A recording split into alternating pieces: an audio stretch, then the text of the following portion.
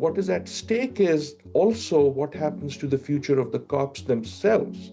If all of us are agreeing that this was either a failure or not much of a success, then what will take place instead of it or in addition to this? Climate change has been making its mark, with scientists saying that some recent hurricanes and typhoons have been made much more extreme. But the world has agreed that climate change is an issue and therefore to try and limit global temperature rise. And nearly 200 countries just met in Brazil at COP30 to discuss how to make that happen. It's been dramatic. There have been floods, protests, and even a fire. A deal has been done, but it's divisive and has left many wondering whether we'll really avoid the worst effects of a warming world. So our climate question is, what's holding back climate action? And what would it take to accelerate it? From the BBC World Service, I'm Greer Jackson. And I'm Jordan Dunbar.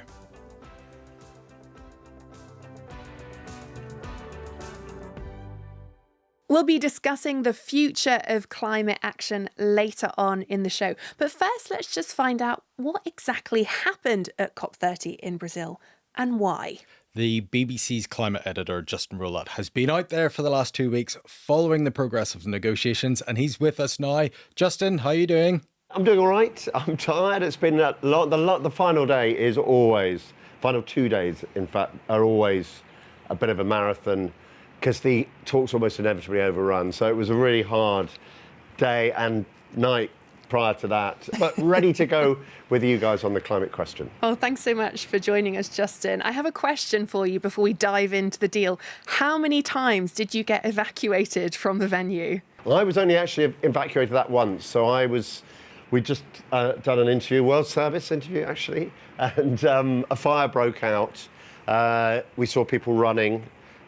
Naturally, I went the other way to find out what was going on, and there was quite a big blaze. I ascertained that it was safe, and then filmed, and then we evacuated the body. So we were evacuated for that. There were some big tropical downpours. Some of them did kind of break into the tent city that we were in. That didn't force us to be evacuated, and of course there was a protest by indigenous people who broke into the entrance to the conference centre during the first week. I wasn't actually around for that. I was doing another story in the Amazon itself, but that did disrupt procedures a little bit. So yeah, there were a few, but we were only actually technically evacuated just the once. But it was, as you hint, a very eventful COP conference. So difficult conditions, Justin. You've made it to the end. What has actually been agreed to do with the main cause of climate change? What have we actually agreed on fossil fuels? I think if you spoke to negotiators, they'd say the biggest achievement here has been the reaffirmation of all the previous COP agreements. So embedded in that huge deal document, 200 pages long or so, is a commitment by the parties, by the countries that were there, to all the previous agreements. So that includes Paris, trying to keep temperatures to 1.5 degrees above pre-industrial temperatures, if at all possible. And crucially also the Dubai COP28, the agreement made there to transition away from fossil fuels. So the words fossil fuels didn't appear in the text, but the commitment to transition away from them did. So they'd say, look, we've got the architecture that's been established by this process over more than 30 years. It has been reaffirmed at this conference. In terms of additional progress, frankly, very little. The big ask from economically poor countries in the past has been about money. Money for loss and damage caused by perhaps storms, money to transition away from fossil fuels, or money to adapt. What agreement was made there, Justin? I mean, to be fair, the entire COP process is about money. You know, a small group of countries, rich, developed countries, use fossil fuels to get rich, and the impacts of climate change are falling on the entire world. So countries that had virtually nothing to do with this are among the most affected. So it's always been about poorer countries saying, hold on a second, guys, you caused this mess, you've got to help us get out of it, and that means hard cash. There was also a lot of pressure from developing countries to have more money on adaptation. So adaptation means the efforts to make your country more resilient to climate change. And that's actually a trickier riddle than the transition away from fossil fuels because, the technologies we've got to, renewable technologies, wind, solar, batteries, all that stuff's getting cheaper and cheaper. And it's actually profitable now to invest in that stuff. So money flows naturally, from richer countries to poorer countries to do that stuff. They want to scale up the ambition and speed of that. Bit trickier with adaptation. There often isn't a cash flow associated with it. So developing countries are saying, listen, guys, you've got to pony up for that. Really tough negotiations on that. The Europeans conceded that there should be a trebling of the current, I think it's about 200 billion. It really depends how you calculate it, but about 200 billion, so to 600 billion. But lots of talk about finance. In terms of actual finance delivered, which is kind of what I guess you're implying with your question, not a great deal of progress, but, an understanding that more money is needed. Justin, you've mentioned there some progress and certainly some promise of progress to come in the future, but lots of people saying not as much progress as they'd hoped overall. Why were the negotiations so difficult this year? What was it about this setting and this time that meant we didn't get as much progress? I mean, actually, I think we should ask the question, why in the past have we had, really landmark achievements like the Paris Agreement 10 years ago, when there was an unusual kind of global acceptance that something really significant needed to be done to tackle climate change. The nature of the system means that the outcomes are almost always kind of disappointing compromise, frankly. This is a global process. So we had 194 countries here. Normally there are more. Obviously, America didn't attend. Global process in which all the countries have an equal vote. It's also crucially voluntary. There's no obligation for countries to take part in the process and no mechanism to force them to do any of the things that the conference says should happen or that they agree to allow to happen. So there's no mechanism to make them do stuff. And all the decisions are made on consensus, which means everybody has to agree. So now you've got 94 nations, all with different interests, trying to make them agree on something. One or two can say, we're not going to sign up to that, and that means no deal is done. So the reason they take so long, we've got 2 weeks of negotiations, is all those parties then have to come together and make an agreement, and they're sort of trying to trade stuff off. There's some things that some nations really, really want, maybe on finance, and then, which is what happened this year, and then there are some things that some nations really, really don't want, like the words fossil fuels or more ambitious language on transitioning away towards clean tech. So we had one bloc led by Europe and the UK that was really pushing for really strong language on this, talking about the need to have fossil fuels in the text. Some people would be astonished that you need to make an argument for that, and that there should be strong language on the transition. And they were faced down by a coalition of countries led by Saudi Arabia, who said they absolutely wouldn't have. They did not want to have that kind of language in the text. And you get this kind of standoff. And it got to the point this year, which is quite unusual, where the parties were saying, we won't even talk to you about this. We feel so strongly about it. Those are our red lines. We're not going to cross them. And that's what happened at the end. They were saying, in fact, the Europeans were saying, we absolutely will not sign up to a deal that doesn't have fossil fuels in it. And in the end, they were essentially broken by the fact that, these other countries led by Saudi Arabia, fossil fuel producing nations, said, well, we're not going to compromise. And what actually happened was the Europeans were like, well, we don't want to crash the whole process, so we'll concede. And they therefore conceded. There was a tiny change in the phrasing of the language on fossil fuels. So that's what happened at the end. And that is frankly what normally happens. There's a sort of compromise agreement that frankly is and this is why people say, well, is this process worthwhile? Because it never is. The exceptions are when it is ambitious, is what I should say. Normally it isn't that ambitious. Only 2 of the agreements have ever had the words fossil fuels in them, which, listeners may find, extraordinary, given that we've had 30 of these conferences designed to tackle climate change, which we all know is primarily driven by, yes, the use of fossil fuels. Justin, thank you so much for staying up with us and talking to us today. Thanks so much. Nice one. Cheers, guys. Thanks, Just Justin. one Take last care. thing from here. I've had my Merlin app on, and we've seen a southern beardless tarannulate outside. You'll be interested to know. A southern often see a bearded tarannula in tarantula. Camden, I'll tell you. Yeah. Enjoy that sighting. Stay safe. See you guys. The southern bearded tarannulate. Yeah. Never heard of that before. Reminds me of the spider, Jordan, that you are frightened of. We don't talk about that It is quite a pleasant creature for Justin to see in the Amazon, and what you'd expect as well from a know. COP And it next to does the rainforest. bring us nicely on to the rainforest. Justin didn't really mention it there, but there was, in fact, some key movements and moments there. Yeah, so a lot has been made about the fact that this is the first COP in the Amazon. Belém, the city that it was hosted in, is right at the mouth of the Amazon River. The Brazilian hosts had said, this is really going to be a COP for the Amazon. It's going to bring the rainforest into the negotiations. And the Amazonian region has a big indigenous population. And just looking at that, so it's been reported that this COP had the highest participation of indigenous groups. They were seen and heard more than ever. In terms of Amazonian cities, including the indigenous groups, you had tens of thousands of activists marching through the streets of Belém. But there was criticism that indigenous protesters were kept far away from the actual decision makers. They were limited in the ways that they could protest. And at one point, indigenous activists actually blocked the entrance to a negotiation area and demanded to see the organisers. But compared to the previous few COPs, NGOs, civil societies, it was a lot freer for activists.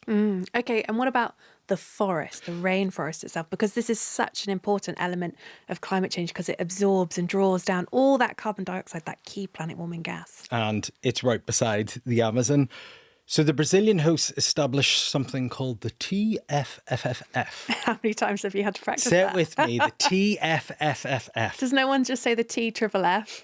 The TFFF, which is the Tropical Forest Forever Facility. Okay? How long do they want their forests? Forever. And this is basically about trying to make it more economically attractive to leave forests standing. So it's a facility that will pay countries to conserve the rainforest. And they got pledges of $5.5 billion for that facility. $1.1 billion of the TFFF will go to indigenous communities globally and in the Amazon. Overall, it was less money than the Brazilians hoped. They wanted tens of billions for it. More money may come later. But there was disappointment from environmental groups because that was set up by the Brazilians. However, in the main agreement, that 200-page document that everyone votes on right at the end, deforestation was only mentioned once. I guess the other thing that's really important to stress that Justin also sort of briefly mentioned there was actually how, yes, these big COP negotiations are criticised for being painfully slow. There's no real progress year to year. But there is a lot of things happening outside these COP negotiations on the ground. And one of the things we always talk about is the solar revolution, right? The fact that China has mass produced these solar panels and as a result they've come down in price loads. I mean, they compete, they're a fraction of the cost of fossil fuels, and that's made it accessible for so many people across the world. And not just solar, you've got wind power, you've got technology for electric vehicles and batteries. Lots of these technologies that are needed to move away from fossil fuels are getting cheaper, and therefore they're getting more popular. And that's happening around the world. Some places faster than others, but it is happening around the world. And the International Energy Agency, they've said the amount of money spent on renewables was estimated as double that of fossil fuels this year. Which sounds really promising, doesn't it? And if I remember rightly, that IEA stat has come out for the last 2 years running. I think that's been the case. But it's just not happening fast enough. That's according to the latest United Nations emissions gap report. And they gather everyone's pledges, all the countries' pledges. And if those countries stick to their pledges, they think that we're on track for a warming of 2.3 to 2.5 degrees Celsius by the end of the century, which is quite far off the internationally agreed targets that, we've been talking about, 1.5 degrees Celsius. So in lots of ways, we're moving in the right direction, but it really is about the speed that we're going at.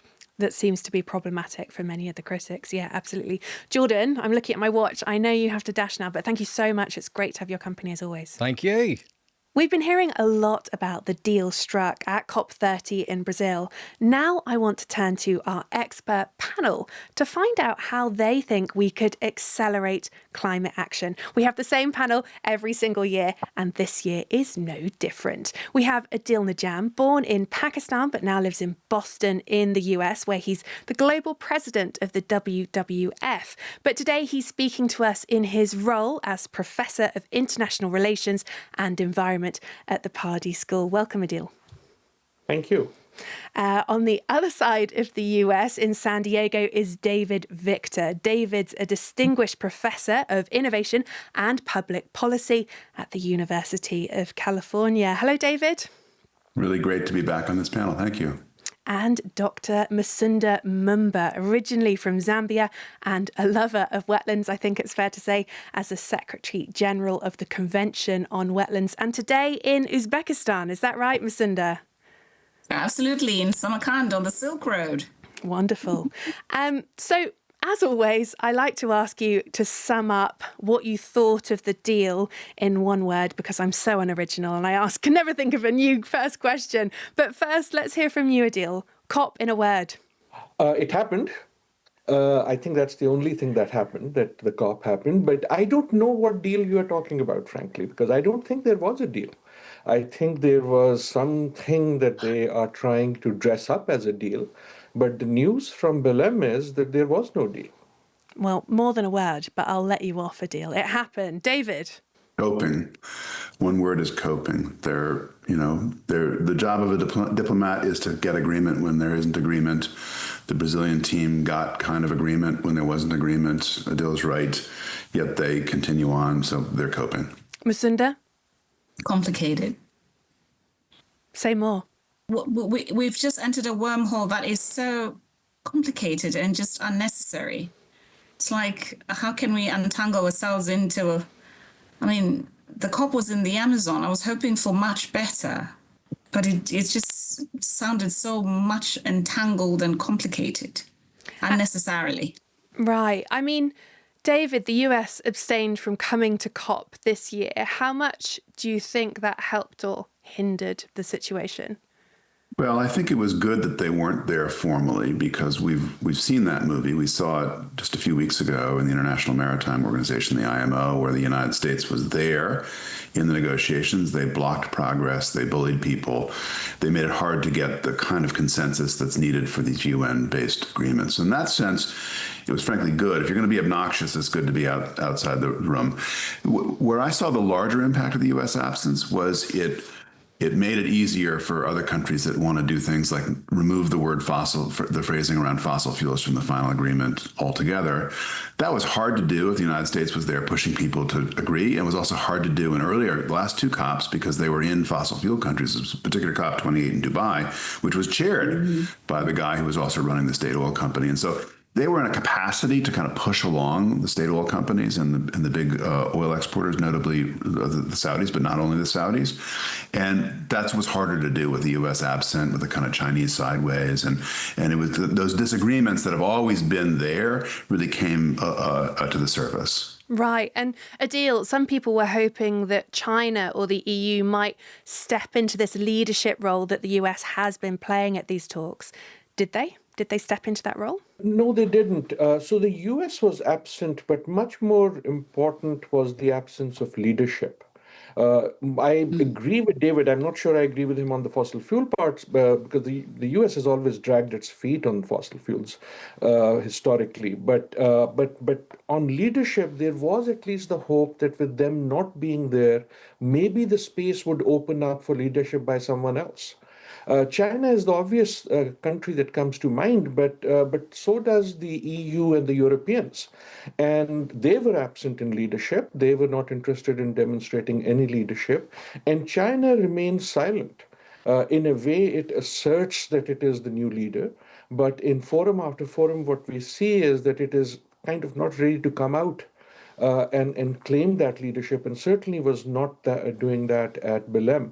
But I think the real tragedy and the missed opportunity was that once again the Europeans demonstrated that they are not ready for environmental and climate leadership either. I mean, I think what's striking to many people who will be watching and listening to this is the fact that fossil fuels were not mentioned in the final text. And fossil fuels, as we all know, are the main driver of climate change. Masunda, why is it so controversial to have those two words in a document all about climate change? Well, the reality is actually most fossil fuels are extracted from either coastal zones on land, and we know what the implications are. Unfortunately, not mentioning them, not mentioning the elephant in the room, for lack of a better term, is problematic in its way. So this is why I was saying it seemed complicated. And I also want to say, here we were at a moment in history where it was not only the UN celebrating 80 years, in the first time, sort of in a very long time in history, that it was celebrating this anniversary, and then Brazil having been the G20 president before, and it did allude to the issue of fossil fuels, and somehow it's missing in this climate agenda. And just at the same time Bellem was ending, South Africa was also just finalizing its presidency as the G20 president, and they have mentioned fossil fuels. So this is why you see all this level of confusion just manifesting. How are we on the same planet and not just being in the same direction? Because whether we like it or not, and no pun intended, the COP ended up in being on fire. We don't want to burn. We don't want this planet to end up in, burning because of what we're doing to it. David, do you agree? I think that what the chaos that we're seeing here is reflective of the global situation. You have different forums that come to different conclusions about fossil fuels. No one's really in charge in the international system. There's never been in charge, but there's often been a dominant country or a few countries that agree. I think Adil may be a little harsh on the Europeans. The Europeans are trying to lead. For example, look at who's contributed funds to the, not big enough, but nonetheless, there was the Brazilians put together this tropical forest protection facility, and more than half the money came from Europeans. So they're kind of doing what they can do within the limits of what's politically feasible. Adil. If you look at, the conversation on fossil fuel, a lot of the countries that were uncomfortable with the language are not oil producers at all. So it becomes somewhat easy to also sort of just, blame the oil producers. China is not really a major oil producer. It's a very large oil consumer. India is not a major oil producer. It's a very large oil consumer. I do think fossil fuels need to be there need to be very clear language on the transition to fossil fuel. But in terms of this agreement, the word to look at is just transition. And what these countries, and including some very poor countries that do not produce fossil fuels, what they were saying is, how can you make this happen when you are not allowing for a just transition, a transition away from fossil fuel for those who have not had anything to do or very little to do with creating the problem. So here we do have a complicated situation in the sense that what is at stake is also what happens to the future of the COPs themselves. If all of us are agreeing that this was either a failure or not much of a success, then what will take place instead of it or in addition to this? Now, the just transition, that's the idea that we move away from polluting fossil fuels all the way through to a greener industry in a way that's fair and that everyone benefits. And that's the first time that was mentioned, the just transition in the deal. The other thing I want to talk about in the deal was around finance. There were calls for at least tripling finance for adaptation by 2035. And that's money for things like wetlands, isn't it, Masunda? And then there was also the launch of the Tropical Forest Forever facility. What did you make of that? We've just seen this narrative where it's, I don't even want to say it's kind of flatline. And in a hospital setup, when it's flatline, you're thinking, is this situation dead or not dead? Because frankly, everybody's debating, to up the ambition, to everybody's spinning, many spin doctors, etc. Now, talking of wetlands, I just want to say that I just happened to be in the Philippines when COP30 was just starting, and I was in Cebu at the East Asia Australasian Flyway meeting and just fortunate to have landed when the typhoon changed course. Many people in many parts of the Philippines were not very lucky. There was a lot of flooding, but knock wood and thank God that there was not that many casualties. Why? Because most of the mangroves are actually intact. These wetland systems that manage the disaster are very intact. And in a very sort of, way, in a very ironic way, I happened to also meet the Asia Development Bank people whilst I was in Cebu. And I said, okay, so how are you as a multilateral development bank investing in some of these spaces? And they are investing in a lot of sort of wetland related initiatives. There's the Ramsar Flyway initiative that they're investing in, working with many different partners, etc.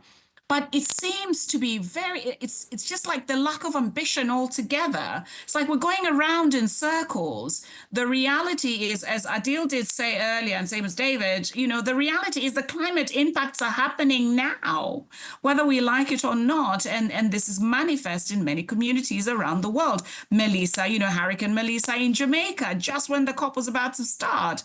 I mean, how much can you actually, how long are we going to say, it's really, truly happening, colleagues, and nowhere is safe? I mean, look, we've been saying in the programme repeatedly that the world isn't moving fast enough if we want to avoid the worst effects of climate change. Arguably, many people are already feeling some pretty terrible effects of climate change.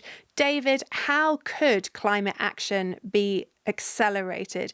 Is it in this type of forum at COP, or is it somewhere else entirely? So I think, first of all, the COPs play an important role in creating legitimacy, and they are a place where everyone get together and there are deadlines and so on. So I think that's the main role of these COPs, and they're starting to reflect reality to a better degree, which is good. For example, there's more talk about adaptation and resilience to what Macinda was just talking about. So all of that is good. I see two fronts on which we have to make progress. First, we're not going to get cooperation in these global forums. You can't get a global committee to agree on practically anything these days. It's always hard, getting harder. So you have to work in smaller groups, clubs, if you like, and so on. And I think that's what the COP president was talking about when thinking about alternatives to the COP, is small groups of firms and governments working ahead. And that's actually been going on for a long time. We're making quite some progress in that area. The other area that's really important isn't going to be driven by the COPs at all. It's technological innovation. The reason that the curves, the emission growth curves, are coming down, one of the major reasons, they're not come down to zero, and that's going to be a long time off. But one of the major reasons is new technology. It's easier to put in wind and solar. It's easier to build, to keep nuclear plants open. Fossil fuels, there are ways to use some fossil fuels, not all fossil fuels, but some fossil fuels with lower emissions, greater efficiency.